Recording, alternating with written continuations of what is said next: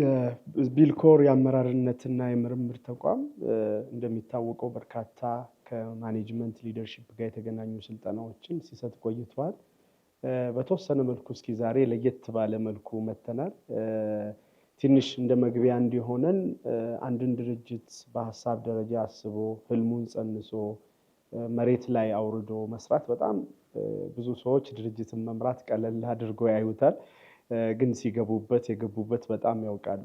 ለዛም ይመስለኛል በጣም በርካታ የሆኑ ድርጅቶች ይመሰረቱና አንድ አመታቸውን እንኳን ሳያከብሩ ይጠፋሉ። የት ገባ ያ ድርጅት ምንላቸው በእርግጠኝነት ብዙ ድርጅቶች አሉ። አንዳንድ ድርጅቶች ደግሞ ህልማቸውን ይዘው ተመስርተው ከትንሽ የሰው ኃይል ጀምሮ እየሰፉ ትልቅ ድርጅት ሆኖ በጣም ኢምፓክት እየፈጠሩ ያሉ ድርጅቶች አሉና በሁለቱ ድርጅቶች መካከል ያለው ዲፈረንስ ምንድነው ቢባል ዋነኛው ነገር ማኔጅመንቱ ሊደርሺፑ ከሰራተኞቹ ጋር ተናቦ የሚሰራው ስራ ነው። ያም ደግሞ በጣም ትልቅ ጡንቻ የሚፈልግ ስራ ነው። በመሰረቱ ሁለት መሰረታዊ የሆኑ ስራዎች ነው አንድ ድርጅት የሚጠበቅበት። በአንድ በኩል በተለይ የቢዝነስ ድርጅት ሲሆን የሚሸጠውን ፕሮዳክት ወይም ሰርቪስ አገልግሎት ከደንበኛው ጋር በመገናኘት ያንን ሽያጭ መፈጸም ነው። ደንበኛውን በዛ እንዲረካ ማድረግ ነው። ምናልባት ሰዎች ያንን ነው የሚያገኙት። ሄዶ የሆነ ቦታ የሆነ ፕሮዳክት ይገዛሉ ወይም የሆነ ሰርቪስ ያገኛሉ እና ይሄ ድርጅት ጥሩ ነው፣ ይሄ ድርጅት ጥሩ አይሰራም ብሎ የራሳቸውን አሰስመንት ኢቫሉዌሽን ይሰራሉ። ድርጅት ግን ከበስተጀርባ ይህን ጥራት ያለውን አገልግሎት ለመስጠት ወይም ሰርቪስ ወይም ፕሮዳክት ለመሸጥ ከበስተጀርባ በጣም ብዙ ኮምፕሌክስ የሆኑ ስብስብ የሆኑ ነገሮችን ያልፋል። ለዛም ነው ብዙ ጊዜ ድርጅቶች መተው የሚጠፉት እና ከበስተጀርባ ያለው ነገር ውስብስብ ነው። ውስብስብ ነው ሲባል በውስጡ ፋይናንስ አለ፣ ማርኬቲንግ አለ፣ የሰው ኃይል አለ፣ ቴክኖሎጂ ጋር የተገናኙ ጉዳዮች አሉ። በጣም ደግሞ ብዙ ጊዜ ሰዎች የሚጀከሩበት ደግሞ የተለያዩ አሰራር ስርዓቶች አሉ። እነዚህን ሁሉ ከዚህም በተጨማሪ ብዙ ነገር አለ። እነዚህን ሁሉ አናቦ በአንድ ሲስተም ውስጥ እንዲፈሱ አድርጎ ደንበኛን ማርካት ማለት ከፍተኛ ስኬት ነው።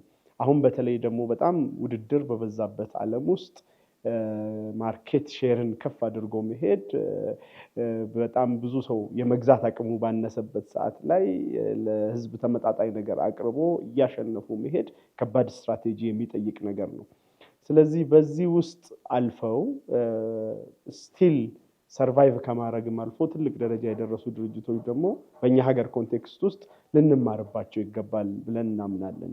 ሄደን እስኪ ፕራክቲካሊ እኛ የምናስተምረው ክላስ ውስጥ ነገር እንዳለ ፕራክቲካሊ ደግሞ ሄደን አንዳንድ ድርጅቶች ሪቪው አድርገን ጥያቄ ጠይቀናቸው ምንድነው እንደዚህ እንዲታዩ ያበቃቸው ዲስፓይት ኦል ቻሌንጅ እያለ ግን ሻይን እንዲያደርጉ ያረጋቸው ነገር ምንድነው፣ የከበዳቸውም ነገር ካለ ፎር ዛት ማተር ምንድነው የሚለውን ነገር ለቢልኮር ቤተሰብ ለማቅረብ ዛሬ ወድናል።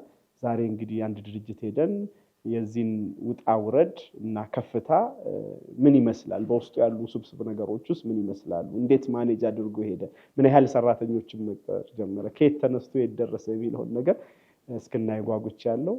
ዛሬ ወደዛ እናቅናና ማነው ድርጅቱ፣ ምን አይነት ድርጅት ነው ልትጎበኝልኝ የተጋበዝከበት ልታይ የተጠራህበት ካላችሁኝ እዛው ሆነን ብናየው ላለው ወደ ድርጅቱ እንሂድና ያለውን ነገር እንማራለን።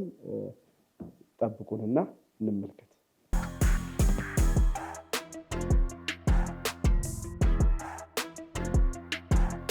እሺ፣ ሰላም ናችሁ? እንዴት ናችሁ? ሰላም ነው? እሺ፣ ቴንክ ዩ። ሰላም፣ እንዴት ናችሁ? እንኳን ደህና መጣ። እንኳን ደህና ቆያችሁ። ምን ነበር? ኢክራም ዛሬ ድርጅታችንን እንድጎበኝ ጋብዛኝ ነበርና እሷን ለማግኘት መጥቼ ነው። እሺ፣ አንድ ደቂቃ ጠብቀን። እሺ፣ እባክህ። ሰላም ዶክተር፣ እንኳን ደህና መጣ። እንኳን ደህና ቆያችሁ። እሺ፣ ሰላም ናችሁ? ያው መጥቻለሁ በቀጠሯችን መሰረት። እናመሰግናለን። እኔም አመሰግናለሁ ስለጋበዛችሁ። የት እንገኛለን? እስኪ ያው ነግራቸዋለሁ፣ ሰርፕራይዝ አደርጋቸዋለሁ ብዬ ነው ዛሬ መጣሁት ከቢሮ።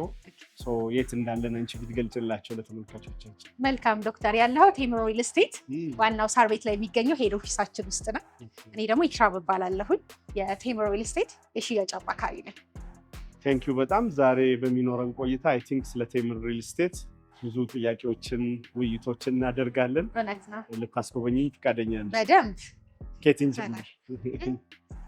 እሺ ድርጅታችን ምንድን ነው? ዋው እዚህ ጋር በጣም ወከባ ይታየኛል እና መጥቼ አላውቅም፣ የመጀመሪያ ነው እና ምንድን ነው ሌላ ቦታ ነው እንደመጣሁት እያልኩ በጣም ብዙ ሰው አለ። እንደዚህ ነው እኛ ካምፓኒ ሁሌም እንደዚህ ነው፣ ግርግር አለ። ስለ ቴምር እያወራን ቪዚት ብናደርገው አይሻልም? ቴምር ማን ነው የሚለው ከሱ ብንጀምር ጥሩ ይመስለኛል። ቴምር ሪል ስቴት ይባላል ካምፓኒያችን። ከተመሰረተ ዘንድሮ 7ኛ ዓመቱ ነው። 7ኛ ዓመቱ ነው። በዚህ በ7 ዓመት ውስጥ ደግሞ 6 ፕሮጀክቶችን አፓርትመንቶችን ሙሉ በሙሉ አጠናቆ ያስረከበ ሪል ስቴት ነው። ሪል ስቴቶች ላይ የሚሰራ ካምፓኒ ነው። ይሄ ማለት በ7 ዓመት ውስጥ ከ340 በላይ አባወራዎችን የቤት ባለቤት ያደረገ ካምፓኒ ነው። አሁን ያለነው ደግሞ ዋናው ሄድ ኦፊሳችን ውስጥ ነው። ከG+5 የሆነ ከግራውንድ እስከ 5ኛ ፍሎር ሙሉ የቴምር ሪል ስቴት ሰራተኞችን የያዘ አንድ በአንድ እናየዋለን። ከዚህ ጀምሮ ቪዚት እናደርጋለን። በጣም ደስ ይለኛል። ስንት ካምፓኒ ያልሽኝ? ስንት አስረክቧል ያልሽኝ? 6 ፕሮጀክቶችን አስረክቧል። ትልቅ ሰክሰስ ነው። እውነት ነው። ስለዚህ ከዚህ በስተጀርባ ምንድን ነው ያለው፣ ከዚህ በኋላስ የማስረከብ ፍጥነቱ ምን ይመስላል የሚለውንም በዛው እያየን እንሄዳለን። ይቻላል። ከዚህ እንጀምረን። ይሄ ግራውንድ ፍሎር ደንበኛ የምንቀበልበት ኦፊሳችን፣ ደንበኛ ሲመጣ በደንብ ሰርቭ የምናደርግበት ማለት ነው።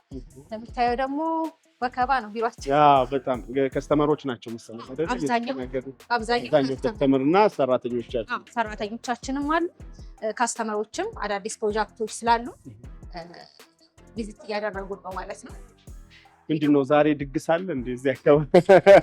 የደንበኞቻችን የምንቀበል ከስተመር ሰርቪሳችሁ ከስተመር ሰርቪሳችን በጣም ደስ የሚል ከስተመር ሰርቪስ ቲም ያለን። በዚህ አጋጣሚ ደግሞ ከስተመር ሰርቪስ ማናጀራችንን ላገናኝህን 1 ደቂቃ ትንሽ ስለ ከስተመር ሰርቪሳችን ታወራለች። እድሉ ልስጣት። ከዛ እንጀምር። እሺ እንግዲህ ዶክተር ማሩፋት ትባላለች። የቴምር ሪል ስቴት ቢላል ይባላል ከስተመር ሰርቪስ ማናጀር ናት። ኦኬ። ስለዚህ ሁላ በሷ ስር ነው እያልሽኝ? ይሄ ሁሉ የምታየው በሷ ስር ነው። አሪፍ የሆነ ካስተመር ሰርቪስ ነው ያለን። ደንበኛ ከመቀበል ጀምሮ ካስተመር ሰርቪሳችን በጣም ዌል ኦርጋናይዝድ የሆነ ነው። አንዳንድ ነገር ደግሞ ማሩፋት።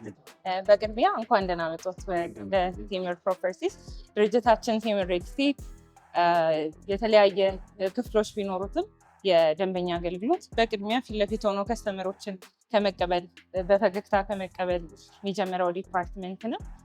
የኛ ደንበኞቻችን ስንል አሁን እዚህ እንደሚያዩት 2 አይነት ደንበኞች አለን። አንደኛው ደንበኛ ከውጭ የሚመጡ አገልግሎታችንን ፈልገው ከዚህ በፊት የገዙን ደንበኞች ሊሆኑ ይችላሉ። እነዚህ ከውጭ የሚመጡት ክላይንቶቻችን ነው። ኢንተርናል ደግሞ አብረውን እየሰሩ ያሉ የተለያየ ክፍሎች ላይ አገልግሎት የሚሰጡት ዲፓርትመንቶች ሲሆኑ እነዚህ ዲፓርትመንቶችን ሁለቱን በተቀናጀ ሁኔታ በተመሳሳይ ሰርቪስ የሚፈልጉትን ነገር በፈገግታ ከመቀበል ጀምሮ ፍላጎታችንን አስቀድመን አውቀን እዛ ፍላጎታቸውን ካወቅን በኋላ ደግሞ ከሚጠብቁት በላይ ኤክሰፕሽናል የሆነ ሰርቪሶችን ደሊቨር ማድረግ ይሆናል። ቴምር ቤት ከመሸጥ እነዚህን ምንድነው ሱቆችን ደሊቨር ከማድረግ ባለፈ እንግዶች ወደዚህ ሲመጡ የቤት አይነት ስሜት ተሰምቶት ቆንጆ የሆነ ሰርቪስ ቴምር ሲመጣ ከገዛው ቤትና ከሚያገኘው ዲፍረንት አገልግሎት ባሻገር በፈገግታ የተቀበሉትን ቲሞች ጎንበስ ቀና ብለው ያስተናገዱትን ቲሞቻችንን በተጨማሪ ደግሞ እዚህ ሻይ ቡና ኬኮቻችንን ፍሩቶቻችንን ኢንጆይ አድርገው የሚሄዱትን ሙሉ ሰርቪስ ነው ኢንክሉድ ባደረገ መልኩ ደሊቨር ብናደርገው። በድጋሚ ስለመጡ ደስ ብሎናል። ቴንክ ዩ። ኢክራም አሁን እንደማየው በጣም ትልቅ ድርጅት ነው፣ ብዙ ሰራተኞች ያሉ። እኔ ስለ ቴምር መስማት የጀመርኩት እውነቱን ለመናገር ቅርብ ጊዜ ነው። በባለፉት ሜይ ቢ 1 ዓመት 2 ዓመት አካባቢ ነው እና የት ነበራችሁ እስከዛሬ ድረስ? ለምንድን ነው በአንድ ጊዜ ስሙ የወጣው? ከዛ በፊት አልነበረም ወይስ ኦልሞስት 7 ዓመት ብለሽኛል እና 5 ዓመት የት ነበረ? አሁን በአንድ እንዴት ሻህል ሊያረግ ቻለ የሚለውን ብትነግሪኝ። ዶክተር የብዙ ሰው ጥያቄ ነው ያነሳኸው። ብዙ ጊዜ አንዳንድ ድርጅቶች ላይ የምናየው ነገር ምንድን ነው? ፕሮሞሽኑ ከስራው ይልቅ ቀድሞ ይገናል። መሬት ላይ ያረገጠ ባክግራውንድ ሳይኖረው ብዙ ካምፓኒዎች ቀድሞ ፕሮሞሽኑን ቦልድ ያደርጉታል። እኛ ግን ቀድመን ስራችንን ነው ቦልድ ስናደርግ ነበር። ስትሮንግ የሆነ ሩት ነው ስንሰራ ነበር። እነዚህ ላስት 6 ዓመታቶች ለአሁኑ ግባት እንዲሆነ ቤቶችን ስንገነባ ስናስረክብ ሞር ከፕሮሞሽኑ ራሳችንን ብራንዳችንን ፕሮሞት ከማድረግ ይልቅ ይሄ አክቹዋሊ የሆነውን ነገር ቤት መገንባት ማስረከቡ ላይ ነው ፎከስ አድርገን የነበረው። ማርኬቲንጉ ላይ ሶሻል ሚዲያው ላይ በደንብ ያልወጣ ነው። የምንገነባውን ነገር አውትሶርስ ስናደርግ ለማርኬቲንግ ኤጀንቶች ስንሰጥ ነበር። እንደዚህ የራሳችንን ብራንድ ሞር ፕሮሞት አላደረግንም። ስለዚህ ቴምር ሳይባልም የሆኑ ሰዎች እየሸጡት ነበረ። ሞሮፍ ግን ከሱ የበለጠ ምንድነው በጣም ስትሮንግ የሆነ ሩት ስንገነባ ነበረ። በዚህ በ6 ዓመት ውስጥ አሁን ፕሮዳክት ሽንሽን ፕራውድ አድርገን 6 ፕሮጀክቶችን አስረክበናል። ቴምሬት ነበር እስካሁን የት ነበራችሁ ሲባል እኔ በፕራውድ አድርጌ የምናገረው 6 ፕሮጀክት አስረክበናል። እስከዛሬ እዚህ ቦታ ወስደን ማሳየት እንችላለን። እስከዛሬ መገንባቱ ላይና ማስረከቡ ላይ ነው እንጂ በባዶ መጮሁ ላይ አልነበር ቴምሮች። አሁን ነው በደንብ እንትን ካልን በኋላ ፕራክቲካሊ ሰርተን ካሳየን በኋላ ለሰው ለአሁኑ ሳይቶቻችን አሁን ለምንሸጣቸው ፕሮጀክቶች ማሳያ ማለት ነው። ስለዚህ ይህም የማርኬቲንግ ስትራቴጂ ነበር ለማለት እንችላለን። መጀመሪያ ስራ ላይ በደንብ ሰርቶ በኋላ ላይ በደንብ ሻይን አድርጎ የመውጣት። ስለዚህ በ2 ዓመት አይደለም የወጣው መሰረቱን 5 ዓመት ገንብቶ ነው ከዛ በኋላ 7 ዓመት ነው ሩቱን ዋናውን እንትን ያለ። ኢንተረስቲንግ። አሁን ምን ያህል ሰራተኞች አሏችሁ? ስለ ድርጅታችሁ እስኪ አንዳንድ የውስጥ ጉዳያቸው ከመጣው አይቀር ሚስጥር ላውጣ። ድርጅታችን ላይ በቋሚነት ከ800 በላይ ሰራተኞች አሉ። በኮንትራክት በቋሚነት ከ800 በላይ ሰራተኞች አሉ። በጣም ሂውጅ ነው ዶክተር። ላይክ ማርኬቲንግ ቲም አለ። ማርኬቲንግ ቲም ራሱን ችሎ ከ400 በላይ ማርኬቲንግ ቲም ብቻ አለ። ቴምር ባይዜ ሪል ስቴት ብቻ አይደለም፣ ኮንስትራክሽኑም ራሱ ቴምር ኮንስትራክሽን ቲም ደግሞ በጣም ሂውጅ ነው ታውቃለህ። ኮንስትራክሽን ካምፓኒውም ራሱ ቴምር ነው። ትልቅ የሆነ ኮንስትራክሽን ቲም አለን። ፋይናንስ ራሱን ችሎ አንድ በአንድ እናያቸዋለን። ትልቅ ቲም አለን ፋይናንስ ላይ። አርኪቴክቸር ዲዛይኒንግ ትልቅ ቲም አለን። ኮሌክሽን ዲፓርትመንት አለ። እያንዳንዳቸውን ደግሞ ለየብቻ እየሄድን ቪዚት እናደርጋቸው እዚሁ ህንፃ ላይ ስለሆነ ደስ ይለኛል።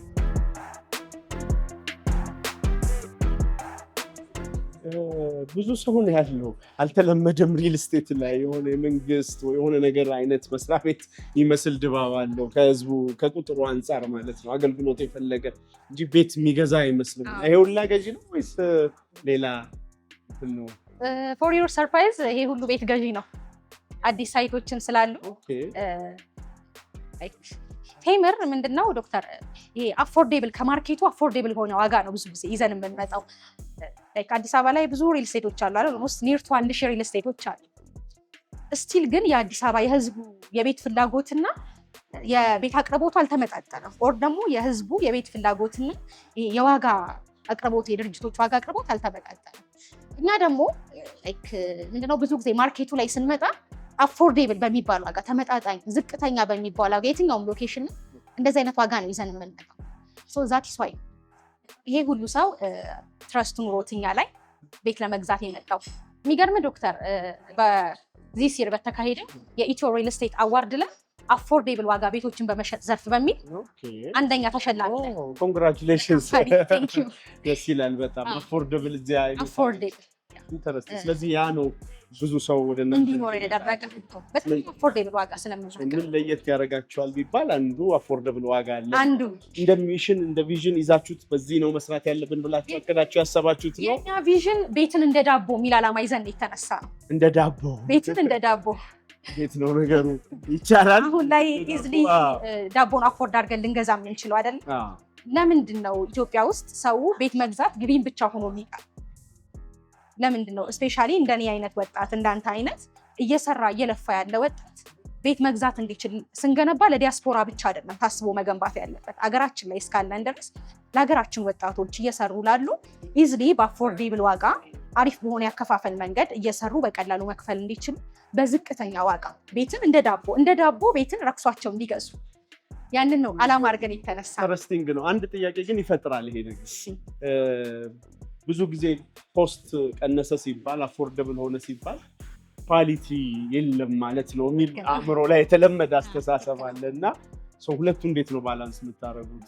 ፖስት መቀነስ እንደ ስትራቴጂ ይዛችሁ ወጪ የሚቀንሱላችሁን ስትራቴጂ ስለያዛችሁ ነው ወይስ ትንሽ የሆኑ ነገሮችን ኳሊቲ ስታንዳርድ ከማውረድ አንጻር ነው እንትን የምትሉት? እሺ ከዚህ መልስ በፊት ግን እኔ አንድ ጥያቄ ልጠይቅ።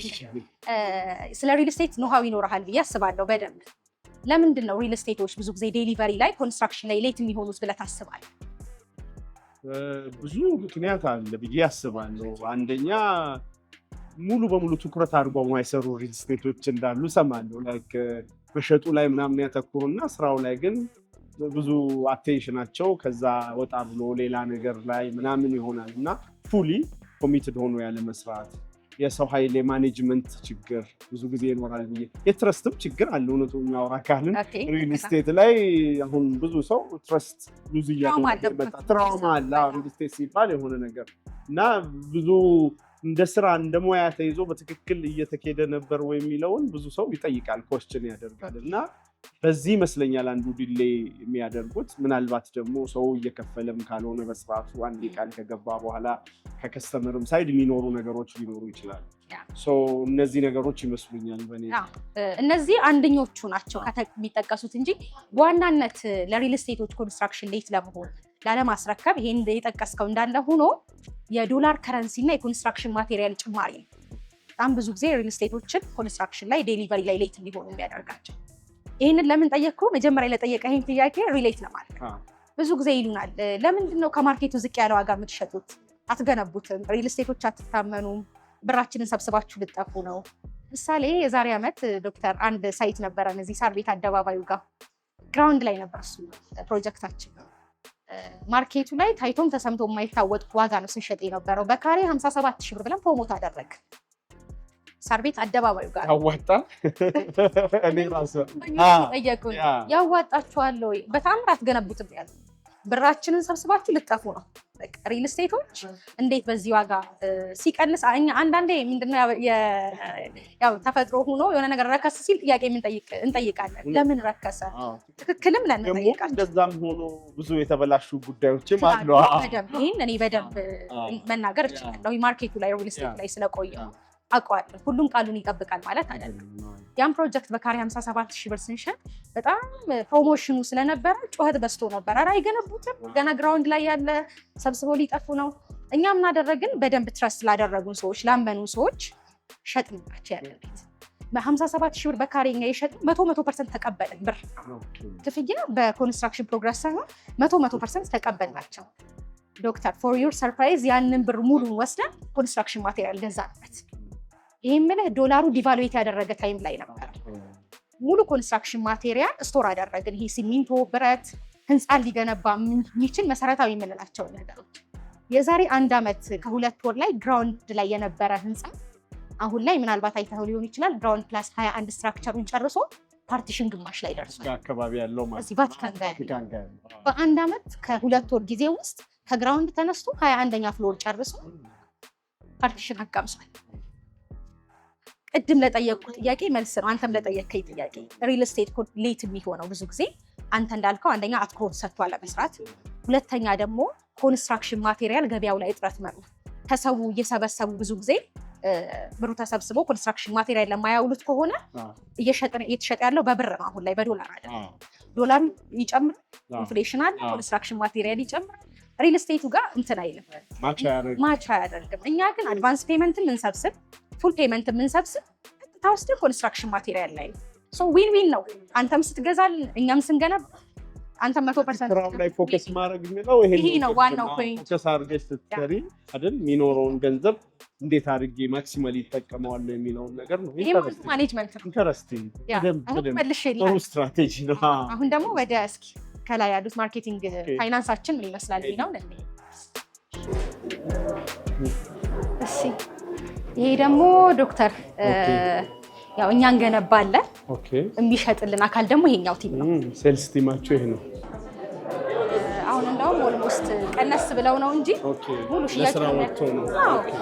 እነሱ ማለት ቴምርን በደንብ ብራንዱን ፕሮሞት የሚያደርጉ ሶሻል ሚዲያ ላይ የምታገኛቸው ደንበኛ አክቹዋል ፊት ለፊት ሂደው ኮንታክት በማድረግ ደንበኞችን ሳይት ቪዚት በማድረግ ሽያጭ የሚፈጽሙልን ሴልስ ቲም ወይም የሽያጭ ሰራተኞቻችን ናቸው። ብዙ ጫጫታ አለ፣ እንቅስቃሴ ስራ ላይ ናቸው። አሁን ፎሎ አፕ እየሰሩ ነው ደንበኛ ጋር።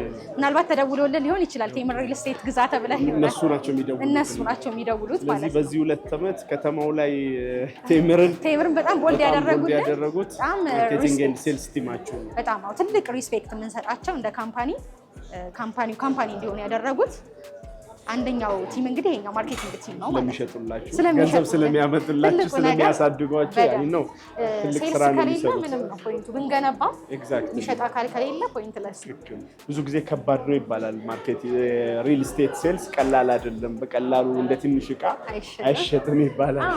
እዚህ ላይ ምንድነው አይ ነው ትክክል ነው፣ ግን ይሸጣል። በምን አምናለሁ? አንደኛ ጥሩ ባክግራውንድ ያለው ባክግራውንድ በቃ ይሄ አክቹዋሊ የሆነ ነገር ማሳየት የሚችል ድርጅት ከሆነ፣ ሁለተኛ አፎርዴብል ይሄ ለትርፍ ሳይሆን ህዝቡን ቤት ባለቤት ለማድረግ አስቦ የተነሳ ድርጅት ከሆነ እና ደግሞ ልክ እንደዚህ ጀግና ጥሩ ሴልስ ቲሞችን የያዘ ድርጅት ከሆነ ይህ ይሸጣል።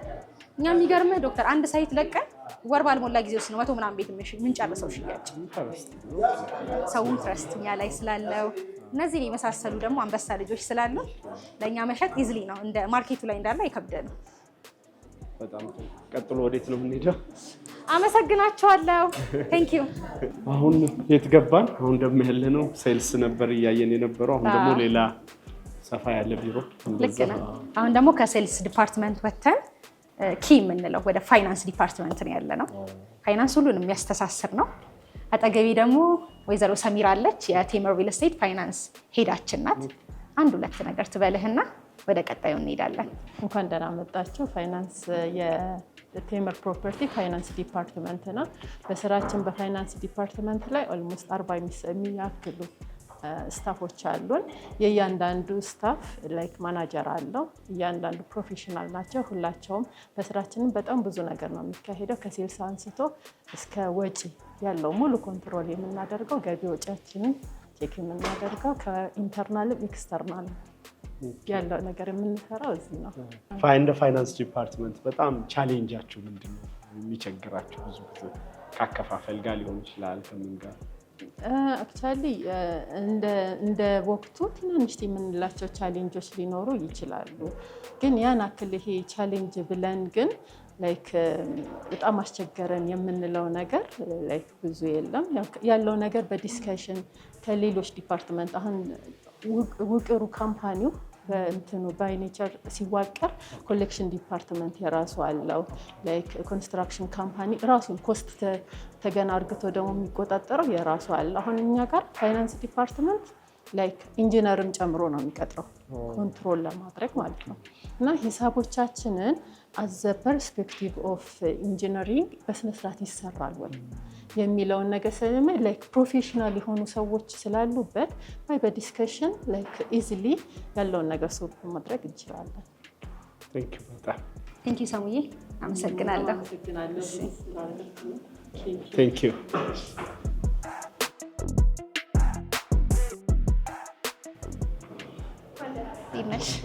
ሰላም፣ እንዴት ናችሁ? የት ነው ያለነው? ኢክራም አሁን ያለነው ደግሞ ዶክተር ኮል ሴንተር እና ኮሌክሽን ዲፓርትመንታችን ነው። እዚህ ጋር የምታያቸው ኮል ሴንተሮቻችን ናቸው። የቴምር ሪል ስቴት 6033 ቀጥታ ደንበኛ ሲደውል ኮንታክት የሚያደርጉት ማለት ነው። በዚህኛው ሳይት ደግሞ ያለው ኮሌክሽን ዲፓርትመንት ነው። ያው ላይ አይተነዋል። ኮሌክሽን ዲፓርትመንት ማለት ደንበኛ ቅድመ ክፍያ ከከፈለ በኋላ ሴልሱ አውርቶ አናግሮ ሽያጩን ይፈጽምለትና ከዛ በኋላ ያለውን ክፍያዎች ሰዓቱ ሲደርስ እዚህ ፕሮግረስ ላይ ደርሷል እያሉ የሚደውሉልን ደንበኞችን ፔመንት የሚቀበሉልን ኮሌክሽን ዲፓርትመንት ይባላሉ ማለት ነው። አሁን ያለነው ከፋይናንስ ቲሙ ጋር አብረው ነው ሪሌትድ ናቸው። ስፔሲፊክ ግን ደንበኛ እንደውለው የኛ አከፋፈል ብዙ ጊዜ በፕሮግረስ ነው። ቅድሚያ ክፍያ ከከፈለ በኋላ ሰከንድ ክፍያ ወይ ሁለተኛ ላይ ወይ ሶስተኛ ላይ ስለሆነ ልክ ክፍያው ግንባታው ሲያልቅ ሲጠናቀቅ ይደውሉና ኮንስትራክሽኑ ሁለተኛ ላይ ስለደረሰ ሁለተኛ ክፍያህን ክፈል፣ ከዛ ክፍያውን ይቀበላሉ፣ ደረሰኛ ያስቆርጣሉ። ኦልሞስት ከፋይናንስ ጋር ሪሌት የሆነ ስራ ነው የሚሰሩት። ግን ደንበኞቻችን ፔመንት ሲደርስ ኦን ታይም የሚያሳውቁልን የሚያስታውሱልን ማራዘም የሚፈልግ ደንበኛ ካለ ደግሞ ደብዳቤ የሚቀበሉልን ትልቅ ስራ የሚሰራልን ዲፓርትመንት ነው። ቢሮዎቻችሁ የሆነ ተመሳሳይ ኔቸር አላችሁ? ብራንዲንጉ ነው አይደል? ሁሉም ጋር ሲገባ ተመሳሳይ። ትክክለኛ አሪፍ ጥያቄ ነው የጠየቀኝ። ይሄንን ደግሞ ዲዛይን ያደረገልን የምንገነባውን ቤት ደግሞ ዲዛይኑን አርኪቴክቸሩን የሚሰራልን ደግሞ ሌላ አለ። ሂደን እናያቸው። ደስ ይላል።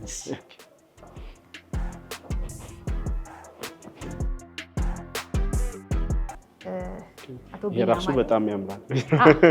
አቶ ቢኒያም አሊን ኢንቫይት ላድርግና አንድ ደቂቃ። ደስ ይለኛል። ሰላም። ሰላም፣ እንዴት ነው? ሰላም ነው? እንዴት ናችሁ? ሁሉ ሰላም? ኑሯችሁ በጣም ያምራል። እንኳን ደህና መጣችሁ። እንኳን ደህና ቆያችሁ። ቢኒያም አሊ አርኪቴክቶች እና አርባኒስቶች የሚባል የከተማ ዲዛይን እና አርኪቴክቸር ላይ የሚሰራ ድርጅት ነው። በምህጻረ ቃሉ ባው ፒኤልሲ ይባላል። ያው ከኔ ስም የተወሰደ ነው፣ ግን በስሩ ሰፋ ያሉ ባለሙያዎች አሉት። አሁን ሰዓት በኦፊስ ወደ 20 የሚጠጋ ሰው አለ። ሳይት ላይ ደግሞ ወደ 30 የሚጠጋ ሰው አለ። በአጠቃላይ ወደ 50 ሰው ስራ አለ። በጣም ጥሩ። ቢኒያም አሊ በደንብ ትታወቃለህ። አርኪቴክቱ ዓለም ላይ ብዙ ስራዎችን እንደሰራህ እናውቃለን። አሁን እዚህ የምትሰሩት ስራ ከሪል ስቴት አንጻር አሁን ከመጣንበት ካምፓኒ ከተምር ሪል ስቴት አንጻር ምንድን ነው ያለው ሪሌሽንሺፕ? ምን ያህል ኢምፖርታንት ነው አርኪቴክት? ያው አርኪቴክቸር በጣም ወሳኝ ጉዳይ ነው። ምክንያቱም ያለውን ችግር አሁን ከሪል ስቴት አንጻር ካየኸው ምን አይነት ቤቶች ነው ማቅረብ ያለብን? ምን አይነት ቤቶች ናቸው አፎርድ የሚደረጉት? ከተማ ምንድነው ያላት ፕሬሸር? ከዚህ አንጻር በጣም ተስማሚ ለኑሮ የሚስማሙ እንደገና ደግሞ አፎርደብል መሆን ያለባቸው ቤቶች ነው ብለን እናምናለን። ከዛ ባሻገር ደግሞ ታይምለስ ኳሊቲ ሊኖራቸው ይገባል። ምክንያቱም አሁን በፊት እኛ ልጆች እያለን ሰፈር ማለት መንገዱም ተሻግሮም ምናምን ያለው ነው። አሁን ግን አኗኗራችን ስለተቀየረ እና ትልቅ ዴንሲቲ ስለተፈጠረ አዲስ አበባ በተለይ የከተማው የአገሪቱ መሰባሰቢያ ስለሆነች እና ዴንሲቲው በጣም ትልቅ መሆን አለበት ስለሚባል ሰፈር ሆኗል። አሁን አፓርትመንት ማለት መሆን አለበት ብለን ነው ምናምን። ለምሳሌ ልጆች አፓርትመንት ላይ እንዴት ነው የሚኖሩት? ጎረቤቶች እንዴት ነው መኖር ያለባቸው? ምን አይነት ኮሚኒቲ ነው እየተፈጠረ ያለው አፓርትመንት ላይ? ብዙ ነገሮች አሉ እና ይሄ ለራሳችን የምንሰጠው ቻሌንጅ ነው። ብዙ ስራዎችን ቴምር እንሰራለን። ቴምር ምናልባት ከሰማ ቤት እንደ ዳቦ የሚል ሞቶ ነው ያለው እና ባይጻፍም በቃ አብዛኛው ሰው ቤት የለውም። ፖፑሌሽኑ ትራጀክተሪው እና የሃውሲንግ ዴሊቨሪ ትራጀክተሪ በጣም የተለያየ ነው። ስለዚህ ቤቱ ይህንን አንግቦ ተነስቷል። ብዙ ሰክሰስፉል ስራዎች እየሰራ ነው። ኤቭሪ ታይም ዴቨሎፕመንት አለ። ዛሬ ማታ የሚሞላ ኮንክሪት ሊኖር ይችላል፣ ነገ እንትን ይችላል።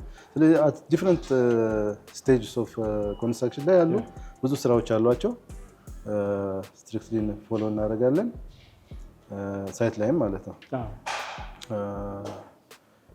ስለዚህ እዚህም ብቻ አይደለም ቻሌንጁ፣ እዛ ደግሞ አተገባበሩ አለ።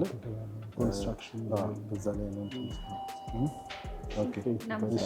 አሁን ላይ ደግሞ እስኪ ዲጂታል ማርኬቲንጉ ምን ይመስላል? ቴምርን እንደዚህ ግንን ያደረገው ከተማ ላይ ዲጂታል ማርኬቲንጉ ላይ በደንብ መስራታችን ነው። እሱን ማየት ያስፈልጋል። እሱን ቲም ደግሞ ላሳየ። ይሄ ደግሞ ዶክተር ቅድም እንዳልኩ ቴምርን እንደዚህ ከተማው ላይ በጣም ቦልድ እንዲሆን ያደረገው ቴምር እንዲባል ያደረገው ቅድም ብለኸኛል። እስከዛሬ ሰምቼው አላውቅም። አሁን በጣም ገነናችሁ ሚዲያ ላይ ብለኸኛል። በተለይ ሶሻል ሚዲያው ላይ ይሄ ቲም ነው እንግዲህ ቴምርን በደንብ የሴልስ ማርኬቲንግ ቅድም ያሳየው ሴልሶቻችንን ኮንቴንት በመስራት ቪዲዮ በመቅረጽ የተለያዩ ሶሻል ሚዲያዎች ላይ ቴምርንም ፕሮዳክቱንም ፕሮሞት እንዲያደርጉ ሰው ደግሞ ኢዝሊ ቴምር አሁን ምን አዲስ ነገር ይዞ መጥቷል የሚለውን ሶሻል ሚዲያ ላይ ፌስቡክ ላይ የሶሻል ሚዲያ ጊዜ ስለሆነ ፌስቡክ፣ ቲክቶክ፣ ኢንስታግራም ላይ ኢዝሊ ሰው ቴምር ምን አለ አዲስ ነገር የሚለውን ፕሮሞት የሚያደርግ የራሳችሁ ፔጅ አላችሁ የሶሻል ሚዲያ የቴምር ፕሮፐርቲስ የሚል ፌስቡክም ኢንስታግራም ቲክቶክም ፔጅ አለ።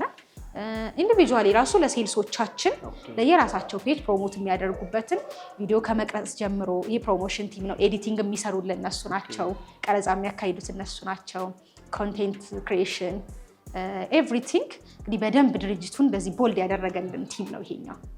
ከማርኬቲንግ ቲም ከዋናው ጋር ይናበባል ማለት ነው። ኦብቪየስሊ ያው ማርኬቲንጉ በሶሻል ሚዲያ አይደለም ፕሮሞት የሚያደርገው ይሄኛው ነው። ደግሞ ዋናው ለማርኬቲንጉ ኪው ፕሮሞሽን ዲፓርትመንት ነው። ሶሻል ሚዲያ ላይ እንደዚህ ግንን እንድንል የሚያደርጉን እነሱ ናቸው። ቀጣይ ደግሞ ሌላኛው ነን የህፃናት ጫጫታ አለና ኬጂም አላችሁ እንደ እያልኩ ነበር። የሚገርም ለቅሶ አለ ምናምና እንደውም እያለቀሱ ነው። የሚገርም እኛ ቅድም ብያለሁ ቴምር ስለሰራተኞቹ ነው ፕራዮሪቲ የሚሰጠው እና በጣም ጎበዝ ሰራተኞች አሉን ሴት ሰራተኞቻችን እና ብዙዎቹ ደግሞ ባለትዳር የልጆች እናት ናቸው። ሰው ምንድነው ልጆቻቸውን እናት አይደሉ ልጅን ቤት ጥሎ መምጣቱ መስራቱንም ስለሚፈልጉት እንደዛ ከሚሆን ብለን እዚሁ 4ኛ ፍሎር ላይ የህፃናት ዴይኬር አዘጋጅተን ሰራተኞቻችን ስራው ቤታቸው ልጆቻቸውን ይዘው መጥቶ ይሄ ኢንተረስቲንግ ነው። ዴይኬራችን ይሄን ይመስላል። ሰራተኞቻችን እንግዲህ እዚህ ነው ልጆቻቸውን የሚያስቀምጡት በነፃ ሀሳብም ስጋትም አይኖርባቸውም። ሴት እናቶች በተለይ ልጅ ቤት ትተው ለሰራተኛ ትተው መውጣት ከባድ ነው አይደለም። ስለዚህ ጡት ማጥባት ሲፈልጉ ያቆሙና መጥተው ብዙ ቦታ ላይ መለመድ አለበት ብዙ ካምፓኒ ላይ። ምክንያቱም አብዛኛው ካምፓኒ ብዙ ሴቶች የሚሰሩበት ካምፓኒ አለ። እናትነት ደግሞ ከባድ ነው። ልብ ወልደህ ልብን የሚንጠለጠለው እና ስለዚህ ልጆቻቸውንም እዚህ ኬር ማድረግ ይችላሉ። እዚህ ነው ኬር የሚያደርጉት። ለልጆች ፍሬንድሊ ነው ቦታው፣ ልጆች መጫወት የሚችሉበት ብዙ ፋሲሊቲዎቹን እዚህ ጋር እንደምታየው አሁን የልጆች መመገቢያ አለው፣ መጫወቻ ቦታ አላቸው፣ ለራሳቸው የሚተኙበት አላቸው። አካዳሚካሊ ደግሞ ይሄ ትምህርቶችን አንዳንድ ቃላቶችን እንዲለምዱ ከ3 ወር ጀምሮ ህፃናቶችን አሉ እዚህ ማለት ነው። በጣም ብዙ እናቶቻቸው እንግዲህ ያለ ስጋት በጣም ብዙ ይሄ ትልቅ ነገር ነው። አይ ቲንክ በጣም አፕሪሺየት ማድረግ እፈልጋለሁ።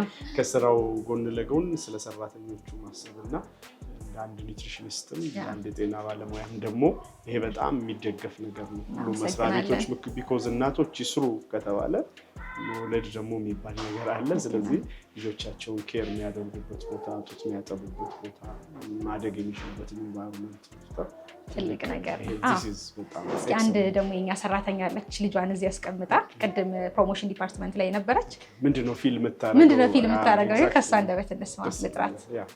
እንዴት ነሽ?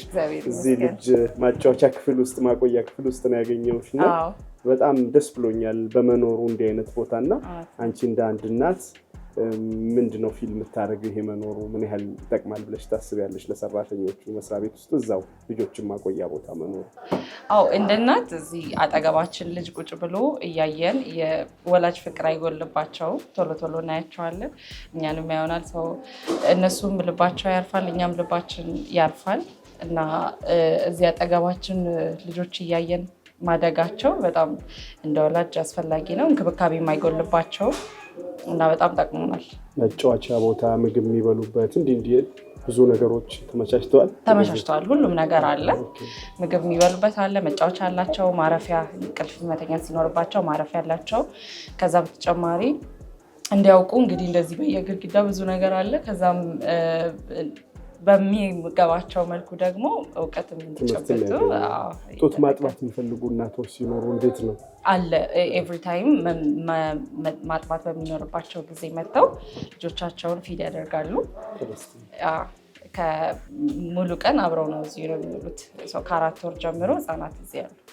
የመጨረሻ ጥያቄ ይሄ መኖሩ አንድ ሰራተኛ ላይ ምን ኢምፓክት ይኖረዋል? እዛ ድርጅት ጋር ከሚኖረው ትስስር አንጻር ለሰራተኛው ሚኒንጉ ምንድነው? ከድርጅቱ ጋር ካለው ትስስር አንጻር እውነት ለመናገር በጣም ቤተሰባዊነት እንዲሰማ ያደርጋል።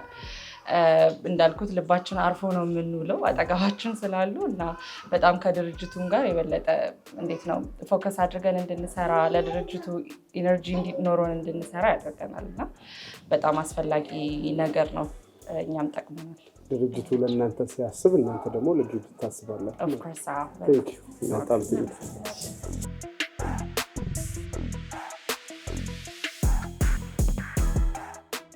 ምንድን ነው ብዙ ሰርተፍኬቶች ዋንጫዎች ይታዩኛል ቢሮሽ ላይ።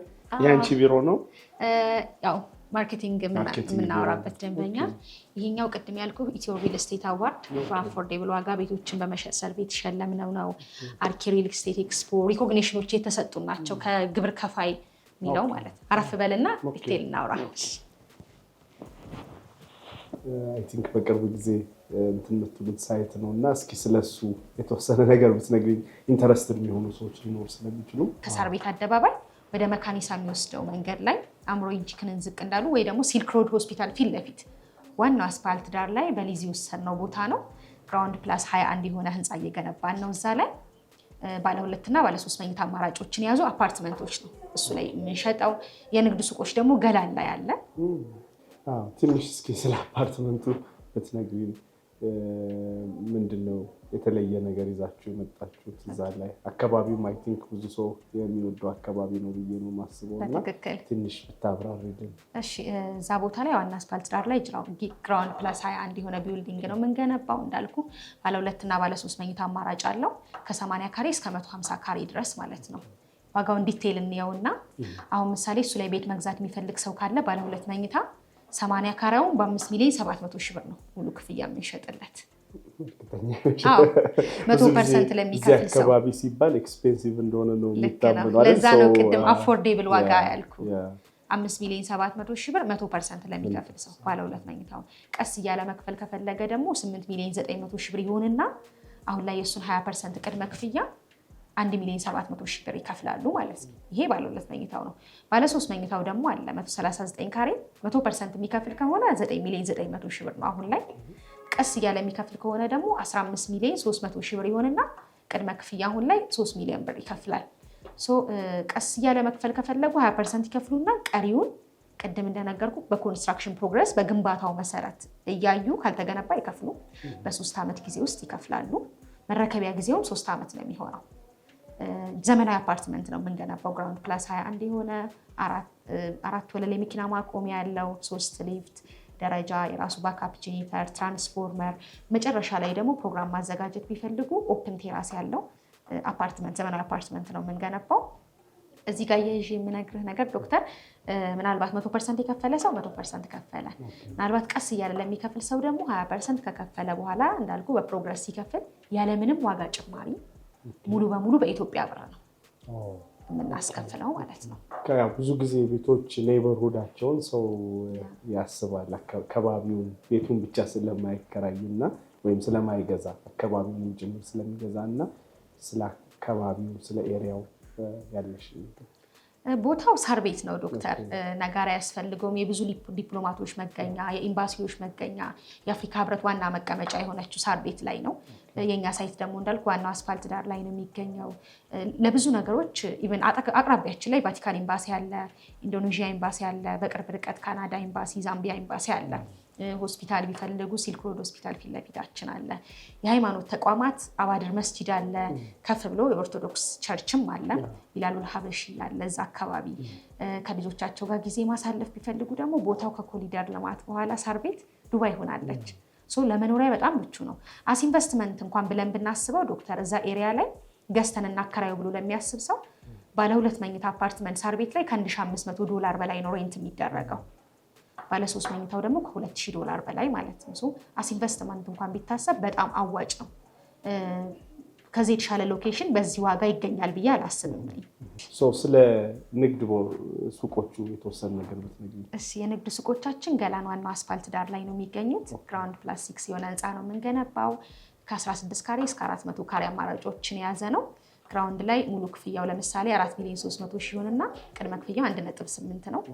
አንደኛ ፍሎር ላይ ሙሉ ክፍያው 2 ይሆንና ቅድመ ክፍያው 1.2 ሚሊዮን ብር ነው። ሁለተኛ ፍሎር ላይ ሙሉ ክፍያው 2.8 ሚሊዮን ብር ነው። ቅድመ ክፍያው 800 ሺህ ብር ነው። ሶስተኛ ፍሎር ላይ 2.6 ይሆንና ቅድመ ክፍያው 600 ሺህ ብር ነው። አራተኛ ላይ ደግሞ 2.5 ይሆንና ቅድመ ክፍያው 500 ሺህ ብር ነው። ሰው ከ2 ሚሊዮን 500 ሺህ ብር ጀምሮ ቅድመ ክፍያ 500 ሺህ ብር ከፍለው ገላን ላይ የንግድ ሱቅ ባለቤት መሆን ይችላሉ። በ2 ዓመት ጊዜ ውስጥ የሚረከብ ሱቅ ነው። ቀስ እያሉ በ2 ዓመት ጊዜ ውስጥ የሚከፍሉት ነው። ቦታው በጣም የግርግር ቦታ ነው። ገላን በጣም ለኢንቨስትመንት የሚሆን ቦታ ነው እና አፓርትመንት ከፈለጉ ሳር ቤት ላይ፣ ሱቅ ከፈለጉ ደግሞ አዋሬ ላይ አፓርትመንት ከፈለጉ ሳር ቤት ላይ፣ እንዲሁም በተጨማሪ አዋሬ ቤተ መንግስቱን ዝቅ ብሎም አለ። የንግድ ሱቅ ከፈለጉ ደግሞ ገላን ላይ አሁን ላይ አክቲቭሊ እየሸጥን ያለነውን ሳይቶች መግዛት ይችላሉ ማለት ነው። አሁን ከገዙ የዛሬ 2 ዓመት የሱቅ ባለቤት ይሆናሉ ታረጋግጣላችሁ በእርግጠኝነት። እንዴት አየኸው ዶክተር ቴምር ሪል ስቴትን? በጣም ኢምፕረስድ ሆኛለሁ። በጣም ትልቅ ድርጅት ነው። ትልቅ ቪዥን ያለው ትልቅ ስታፍ ኃይል፣ ብዙ ነገር የተሟላለት ድርጅት ነው። አም ቬሪ ሃፒ። ከማኔጅመንት ደረጃም እንግዲህ ብዙ ነገሮችን ፕራክቲካሊ አይተሃል ብዬ ተስፋ አደርጋለሁ። ዛሬ እኮ ጎበኘሁ በደንብና ብዙ ተስፋ የሚጣልበት ድርጅት ነው። ኢንሻላህ ያው ስለመጣ በጣም ደስ ብሎናል። ስላየህን ስለጎበኘህን በጣም በቴምር ሪል ስቴት ስም በጣም ነው የማመሰግነው። በጣም በርቱ። ትረስታችሁን የያዛችሁትን ከዚህ በላይ ቀጥላችሁ እንድትቀጥሉ ኢንሻላህ። እሺ ዶክተር አመሰግናለሁ። መልካም ጊዜ።